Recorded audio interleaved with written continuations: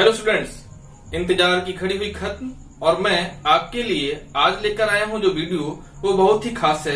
खास इसलिए क्योंकि आज मैं आपको बताने वाला हूं और पढ़ाने वाला हूं chapter first science class 8 crop production and management. NCERT का जैसा कि ये पहला चैप्टर है तो मैं बहुत ही अच्छे से समझाने वाला हूं।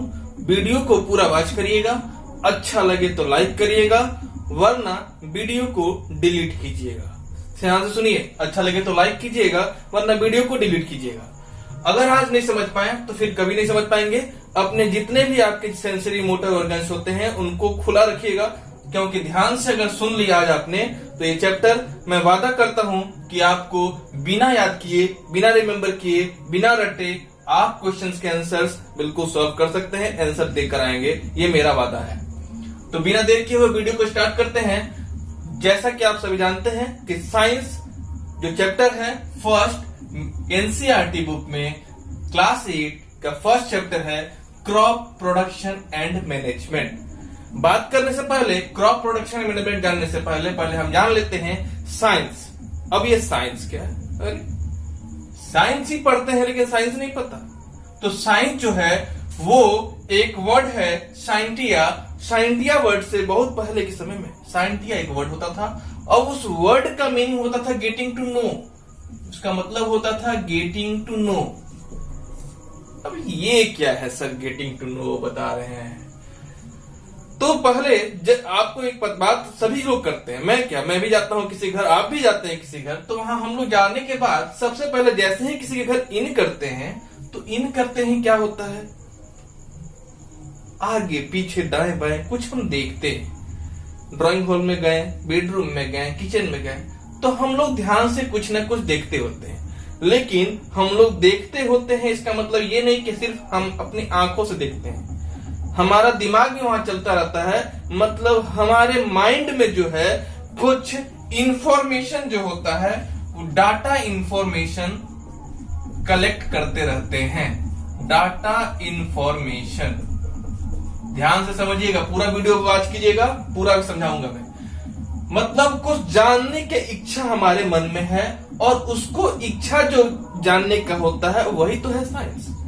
कुछ जानने की इच्छा, अरे भाई ये जानने की, सोशल साइंस की बात करें, सोशल साइंस में क्या जानने की इच्छा करते हैं? कोई दोस्त आया, अरे भाई तुम्हारा घर कहाँ है? किसी ने कह दिया पटना। अरे भाई पटना, अच्छा ये पटना में ये बताओ कौन सी जगह पे रहते हो? फलाने कॉलोनी। अच्छा ये बताओ कि वहां पे आसपास में क्या है?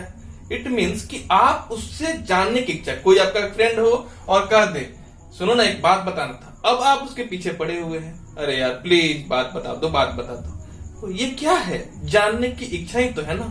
यही तो है साइंस, कि ऐसे चीज जो हमारे अंदर इंफॉर्मेशन एकत्रित करने के लिए जानने की इच्छा पैदा हो, उत्पन्न हो, वही तो है साइंस। लेकिन हम आज बात कर रहे हैं क्रॉप प्रोडक्शन एंड मैनेजमेंट की। बात कर रहे हैं क्रॉप, जानेंगे हम साइंस, क्रॉप की साइंस जानेंगे। अब ये क्रॉप क्या होता है? बहुत ही अच्छा क्वेश्चन है, ये क्रॉप होता क्या है? एक बच्चे को मैंने खड़ा किया और पूछा, अच्छा ये बताओ क्रॉप है क्या? उसने तुरंत खड़ा हुआ वो और बोला क्या? सर क्रॉप जो है वो प्लांट है। क्या है? प्लांट है। मैंने बोला कोई बात नहीं, चलो एटलीस्ट तुमने ट्राई तो किया, तुम्हें पता तो है कि वो प्लांट है। लेकिन दूसरे बच्चे ने हाथ स्टैंड किया और उसने क्या बोला? नहीं सर गलत बता रहा है। अरे भाई गलत बता रहा, बताओ तुम ही बताओ क्या बात? वो बोलता है नहीं सर क्रॉप जो है वो ट्री है। क्या है? ट्री है, ट्री है। चलो कोई बात नहीं, ठीक। तब तक तीसरा बंदा, उसका फ्रेंड, बोलता नहीं सर ये भी गलत बता रहा है, क्रॉप जो होता है वो एग्रीकल्चर है। क्या है? एग्रीकल्चर है। अरे भाई किसकी बात सही है? क्रॉप, किसी ने कहा प्लांट है, किसी ने कहा ट्री है और कोई कह रहा है एग्रीकल्चर है। आखिर एक क्रॉप है क्या? तो जानते हैं ये एग्रीकल्चर कौन करता है? एग्रीकल्चर तो फार्मर ही करता है ना। जैसे हर काम करने के लिए एक पर्टिकुलर नॉलेज की जरूरत होती है। अब एग्रीकल्चर हम आप नहीं कर सकते, कोई भी नहीं कर सकता, जिससे उसके बारे में पर्टिकुलर डाटा इंफॉर्मेशन होगा वही तो कर सकता है ना। अब डाटा इंफॉर्मेशन किस चीज का? समझते हैं क्रॉप। अब ये प्लांट है, ट्री है। अब बहुत सारे ट्री होते हैं तो फॉरेस्ट कहलाता है, ये तो आपको पता है, प्रीवियस क्लास में एक पढ़ा है आपने। लेकिन ये प्लांट ही है, लेकिन ये एक पर्टिकुलर स्पेस में, बड़े से एक मैदान में एक ही तरह का प्लांट अगर क्रॉप को ग्रो किया जाए, कोई प्लांट को ग्रो किया जाए, वही तो है क्रॉप। एक प्लांट क्रॉप नहीं है, एक ट्री क्रॉप नहीं। एक ट्री तो जानते हैं ट्री होता है, ज्यादा ट्री हो जाए लैंड में तो वो फॉरेस्ट कहलाता है। लेकिन प्लांट, एक प्लांट, बहुत सारे प्लांट नहीं, एक प्लांट कोई बड़े से मैदान के अंदर अगर उसको हम ग्रो करते हैं तो वही तो कहलाता है हमारा क्रॉप। अब प्रोडक्शन क्या है? क्रॉप प्रोडक्शन, प्रोडक्शन मतलब होता है उत्पन्न होना, कि जिस क्रॉप को हम लोग प्रोड्यूस करते हैं, प्रोडक्शन करते हैं, वो क्रॉप प्रोडक्शन कहलाता है। और उसको करने के लिए हमारा करेगा कौन? फार्मर करेगा। फार्मर करेगा तो कहां करेगा? सबसे पहले उसे क्या चाहिए? एक लैंड चाहिए बड़ा सा। उसके बाद क्या चाहिए? तो क्या उसमें रेती भर दे?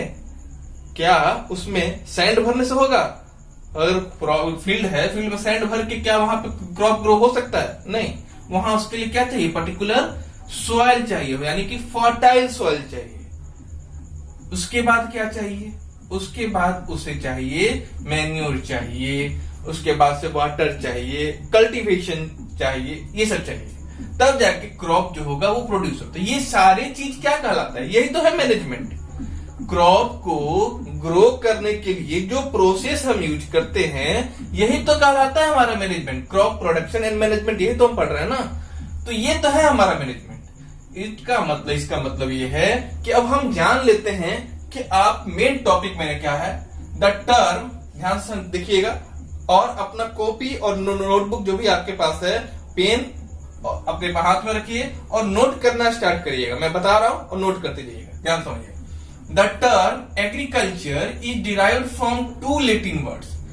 अब ये लैटिन वर्ड्स आप अक्सर सुनते रहते हैं। लैटिन वर्ड्स जो होते हैं, किसी भी पर्टिकुलर जो होता है साइंटिफिक वर्ड्स के लिए हम लोग जो भी आते हैं, वो लैटिन वर्ड से ही बने कर आए हुए हैं। जो भी साइंटिफिक वर्ड्स होते हैं, जो शब्द होते हैं, वो लैटिन वर्ड से ही निकल कर आए होते हैं। जिसका एगर लैटिन में कहते हैं, उसका मतलब होता है field, and culture means cultivation. Ager का मतलब क्या है? फील्ड। फील्ड का मतलब क्षेत्र चाहिए हमें ना, लैंड चाहिए ना, वही फील्ड।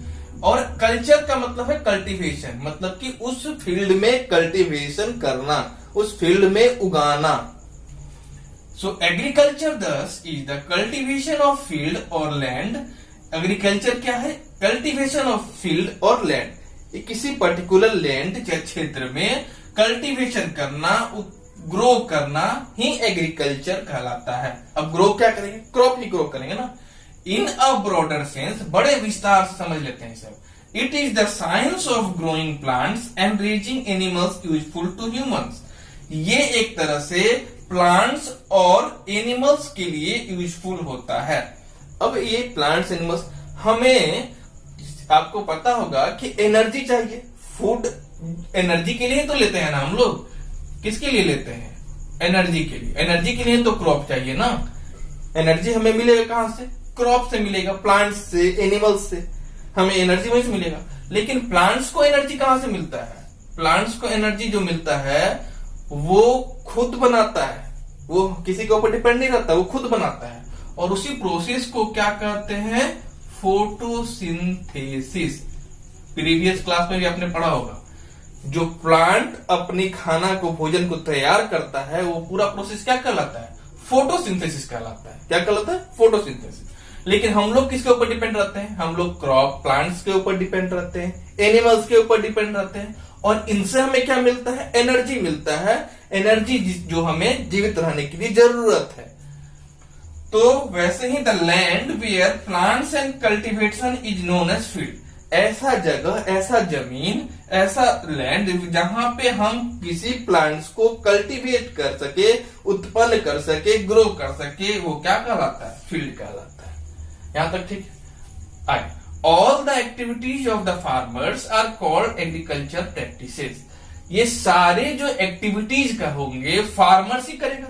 हम आप तो खेती करेंगे नहीं, फार्मर्स ही करेगा, किसान करेगा। और किसान जो एक्टिविटीज करता है उस फील्ड पे, लाइक सॉइल लाएगा, सॉइल को उसका फर्टाइल बनाएगा, मेन्योर तैयार करेगा, कल्टीवेशन करेगा। ये सारा करने के लिए जो क्या होता है, एग्रीकल्चर प्रैक्टिसेस करते हैं। उसे क्या करते हैं, एग्रीकल्चर प्रैक्टिसेस। बहुत बार आप लोगों ने सुना होगा डॉक्टर्स भी प्रैक्टिस करते हैं। तो डॉक्टर्स किस चीज के लिए प्रैक्टिस करते हैं, डॉक्टर्स प्रैक्टिस करते हैं जो, तो वो ये प्रैक्टिस करते हैं कि वो हमें कैसे सेफ रखें, हमें सुरक्षित कैसे करें, हमें किसी चीज का प्रॉब्लम डिजीज हुआ हो तो उसको ठीक कैसे करें, उसका प्रैक्टिस करते हैं। फार्मर्स किस चीज का प्रैक्टिस करता है, एग्रीकल्चर का प्रैक्टिस करेगा कि वो अच्छे से फसल को कैसे उपजाऊ बनाए, यही ना। आइए देखते हैं कि आखिर में टूल्स कौन कौन से रिक्वायर्ड होंगे। जो टूल्स होंगे, इम्प्लीमेंट्स होंगे, आखिर में वो कौन कौन से एग्रीकल्चर इम्प्लीमेंट्स हैं जो यूज करेंगे अपन। The tools required to carry out the activities involve in cultivation of plants are known as agricultural implements.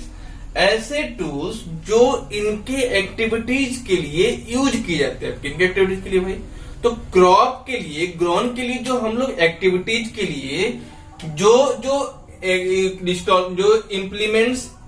Implements जो होते हैं, जो टूल्स होते हैं, रिक्वायर्ड होते हैं। जैसे डॉक्टर्स बहुत सारे टूल्स को यूज करता है, तो उसके लिए क्या है, वो टूल्स जो होंगे वो इम्प्लीमेंट्स कहलाएंगे। ऐसे ही एग्रीकल्चर के लिए भी कुछ इम्प्लीमेंट्स होते हैं, टूल्स होते हैं। एग्रीकल्चर के लिए इम्प्लीमेंट्स के लिए भी कुछ टूल्स होते हैं। वो टूल्स जो होते हैं, the tools required to carry out the activities, ऐसे टूल्स जो एक्टिविटीज को कैरी करता है और उसको करने के लिए जो हमें टूल्स की जरूरत होती है। किस चीज को करने के लिए, क्रॉप ग्रोन करने के लिए जो टूल्स की जरूरत होती है, इस एक्टिविटीज को क्या करते हैं हम लोग, एग्रीकल्चरल इम्प्लीमेंट्स करते हैं। Clear. Some implements are used with the help of animals like bullocks and camels. कुछ इनमें से इम्प्लीमेंट जो हैं वो एनिमल्स के द्वारा यूज करते हैं। एनिमल्स लाइक बुलॉक्स और कैमल्स को भी हम लोग यूज करते हैं इनके इम्प्लीमेंट्स में। बुलॉक से भी वर्क करते हैं हम लोग, कैमल्स से भी वर्क करते हैं। क्रॉप प्रोडक्शन के लिए बुलॉक्स और कैमल्स का भी यूज करते हैं। So here, these days, tractors and harvesters are being used by man in work. But आज के समय में क्या करते हैं हम लोग कि अब हम लोग हल का यूज नहीं करते हैं। किसान जो हैं, अब आज के फार्मर्स कैमल्स और बुलॉक्स का यूज ना करके किसका यूज कर रहे हैं, वो ट्रैक्टर्स और हार्वेस्टर जैसे मशीनों का आज के समय में यूज कर रहे हैं। आई होप आपको समझ में आ रहा होगा और आप नोट डाउन भी करते जा रहे होंगे।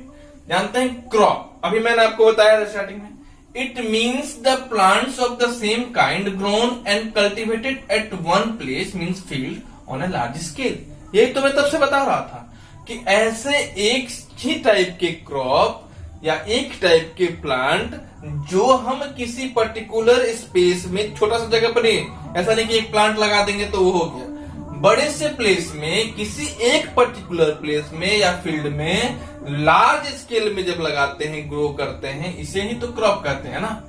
The product which we obtain from a crop is called the produce. अब ये प्रोड्यूस क्या है, ऐसे प्रोडक्ट से जो हम ऑब्टेन करते हैं क्रॉप से।